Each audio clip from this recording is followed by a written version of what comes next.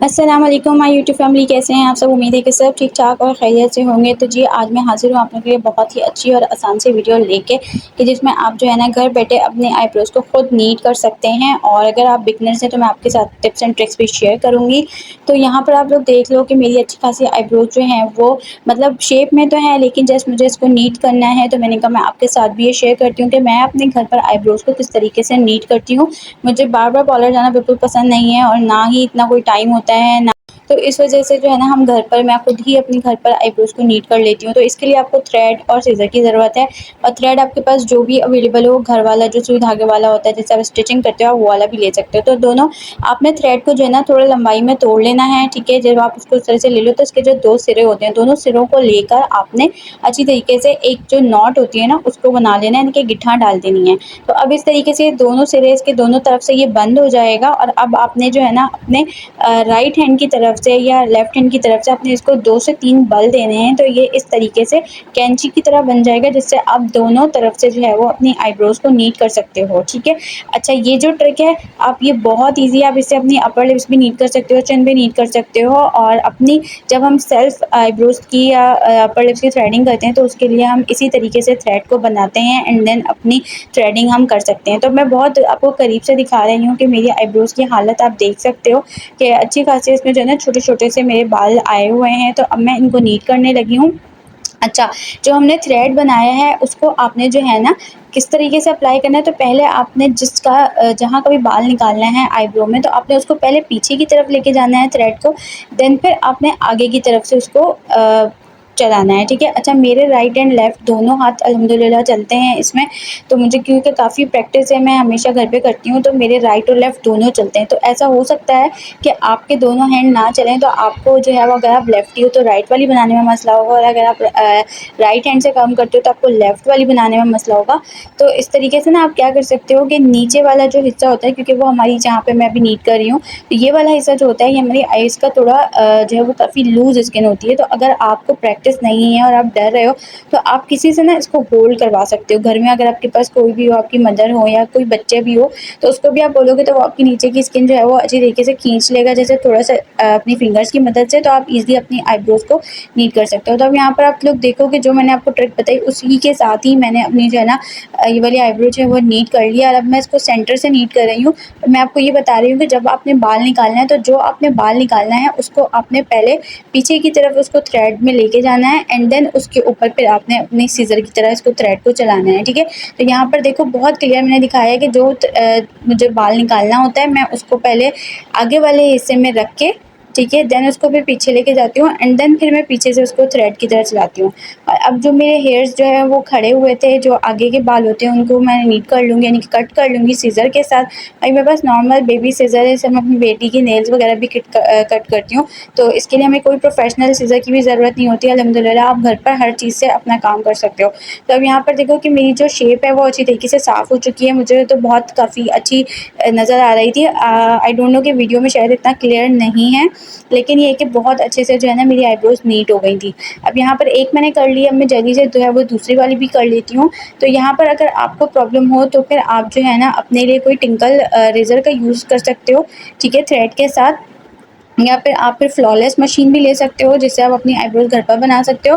और अपने थ्रेड को आपने बार-बार फ्रेश करते रहना है, क्योंकि ये एक जगह फँस सा जाता है ना चलते-चलते। तो आपने इसको बार-बार जो है ना इसके जो बल हैं उसको आपने बार-बार फ्रेश करना है। अब यहाँ पर आप देखो मैंने आपको जो ट्रिक बताई है मैं उसी के साथ ही करती जा रही हूँ कि मुझे जहाँ का बाल निकालना होता है उसको मैं पहले आगे वाले सिरे में, आगे वाले मुँह में फँसा के, ठीक है, यानी कि जो थ्रेड का आगे वाला हिस्सा है सीज़र का उसमें लेती हूँ, एंड देन उसको पीछे लेके जाती हूँ, फिर मैं अपने थ्रेड को चलाती हूँ, ठीक है। तो बस आप थोड़ी-सी प्रैक्टिस करोगे तो आपको ये ईज़िली आ जाएगा, और ये काफ़ी अच्छा मतलब कि प्रैक्टिस करने से आपका हाथ इस पे साफ़ हो जाता है। अब आप देखो यहाँ पर क्योंकि हमारी नीचे की स्किन काफ़ी लूज़ होती है, लेकिन मैं इसको बहुत आराम से बना रही हूँ, बहुत आराम से कर रही हूँ। और वीडियो बनाने में मुझे थोड़ी प्रॉब्लम हो रही थी, तो इस वजह से मैं बहुत आराम-आराम से ही अपने हेयर्स निकाली थी कि ऐसा ना हो कि मुझे कोई कट लग जाए, मेरा स्किन कट जाए मेरी। तो इस वजह से मैं आराम-आराम से ही कर रही हूँ। यहाँ पर थोड़ी-सी स्पीड को इसीलिए फॉरवर्ड किया है, तेज़ किया है मैंने, ताकि जो है वो वीडियो बहुत ज़्यादा लंबी ना हो और आप लोगों का भी टाइम थोड़ा सेव हो। ठीक है, तो यहाँ पर अब आप देखो मैं थोड़े-थोड़े करके बाल निकाल रही हूँ। एकदम से मैं थ्रेड नहीं चला रही हूँ कि हमें, क्योंकि पता नहीं होता है एकदम से चलाने में स्किन क्योंकि नीचे की लूज़ होती है तो अक्सर वो बेशतर स्किन आ जाती है और फिर स्किन कट जाती है। तो अगर आप भी एक-एक 2-2 बाल करके ही निकालोगे तो आपके बहुत अच्छे से जो है वो नीट भी हो जाती है और आपकी स्किन बिल्कुल भी डैमेज नहीं होती है।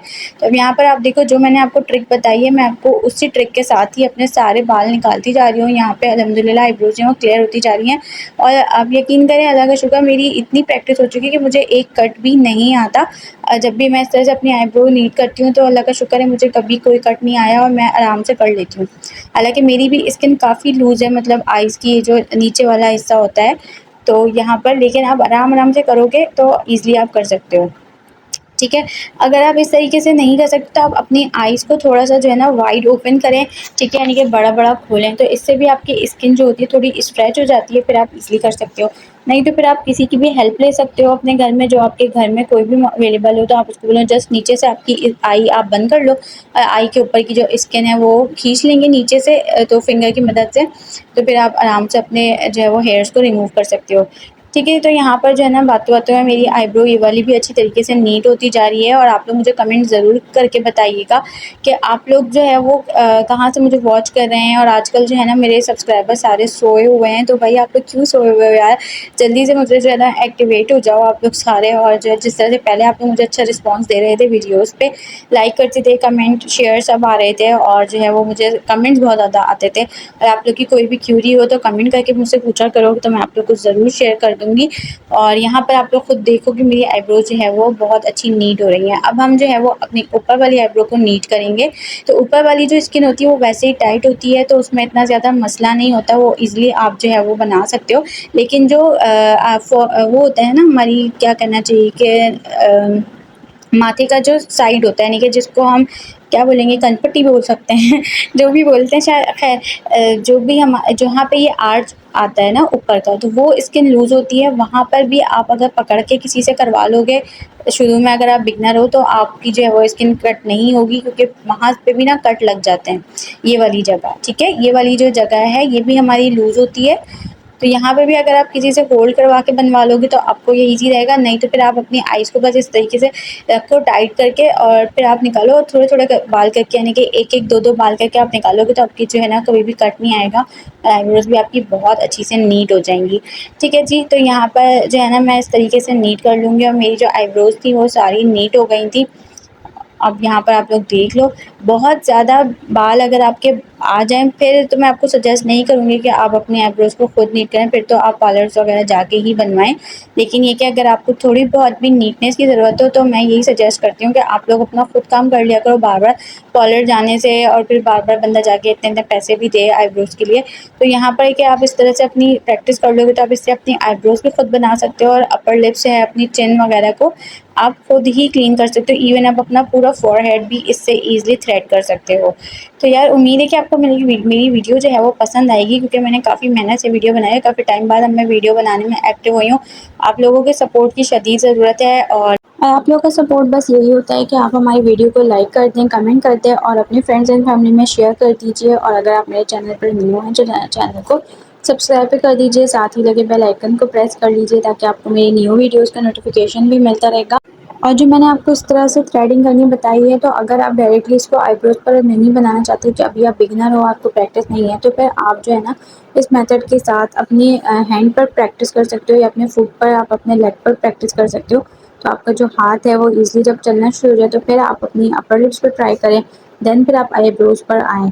तो जब आप आहिस्ता-आहिस्ता प्रैक्टिस करते रहोगे तो इंशाल्लाह आपका भी हाथ जो है वो आराम से साफ़ हो जाएगा और फिर आपको भी बार-बार पार्लर नहीं जाना पड़ेगा।